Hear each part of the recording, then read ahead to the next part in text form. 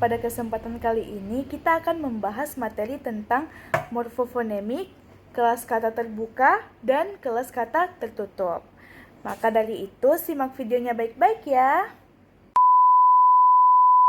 Nah, yang pertama adalah morfofonemik, di mana morfofonemik ini berasal dari penggabungan kata morfologi, ilmu yang mempelajari tentang bentuk kata, dan fonologi, ilmu tentang bunyi bahasa. Jadi, morfofonemik membahas bagaimana bunyi berubah ketika suatu kata mengalami proses pembentukan kata baru, seperti penambahan imbuhan, pengulangan, atau penggabungan kata. Nah, perubahan ini bukan sekedar bunyi yang berganti, tetapi memiliki pola dan aturan tertentu yang terjadi secara konsisten dalam bahasa Indonesia. Nah, aturan ini disebut dengan kaidah morfofonemis, dan tujuan untuk menyesuaikan pengucapan agar dia lebih mudah, halus, dan sesuai dengan sistem bunyi bahasa Indonesia.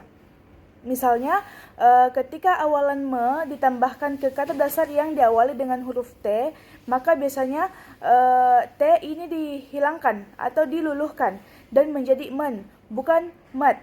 Proses peluluhan seperti ini terjadi agar kombinasi bunyi terdengar lebih alami ketika kita ucapkan. Nah, contohnya pada kata dasar tulis.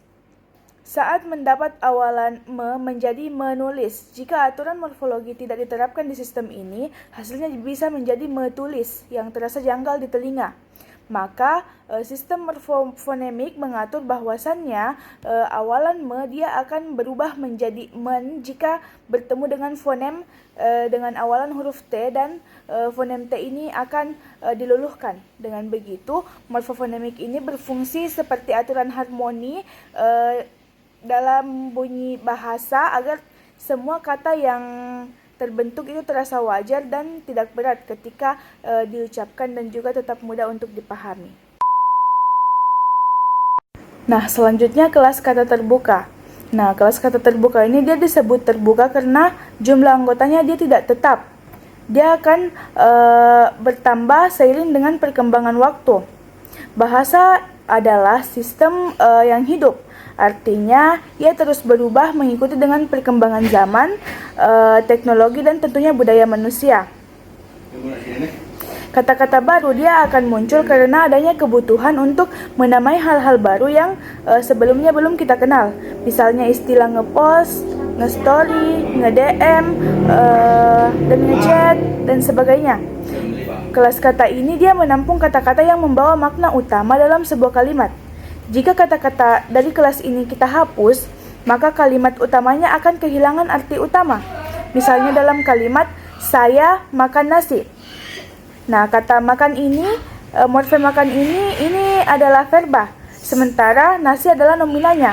Dan verba dan nomina ini merupakan bagian inti utama dari pembawaan makna dari kata saya makan nasi.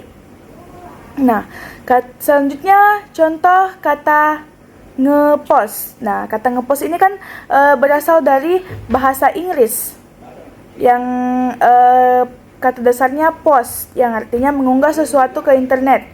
Nah, dalam bahasa Indonesia kata ini diadaptasi menjadi bentuk informal dengan imbuhan nge.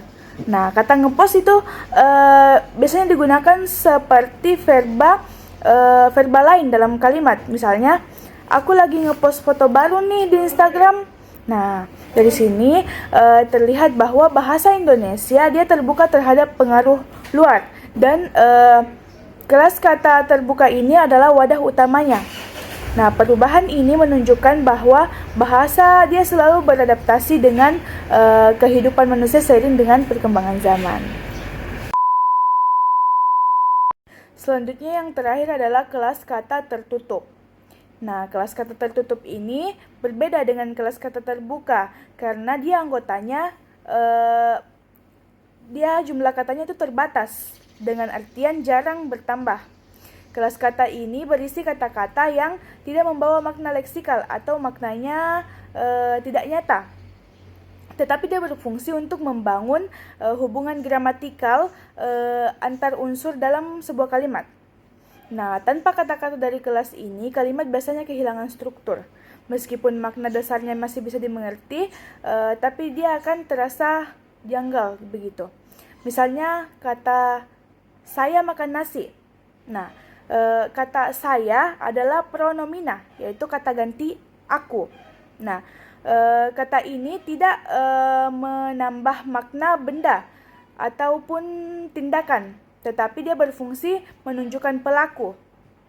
Contohnya pada kalimat buku itu di meja.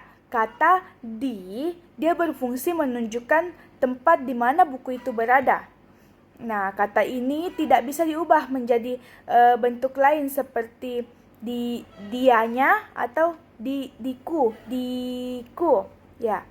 Artinya dia tetap, fungsinya tetap dan posisinya dalam kalimat dia tidak fleksibel seperti kata benda atau kata kerja. Jadi, kata di dia termasuk kelas kata tertutup itu karena dia memiliki fungsi gramatikal tetap dan jumlahnya tidak bertambah walaupun bahasa terus berkembang seiring dengan berjalannya waktu.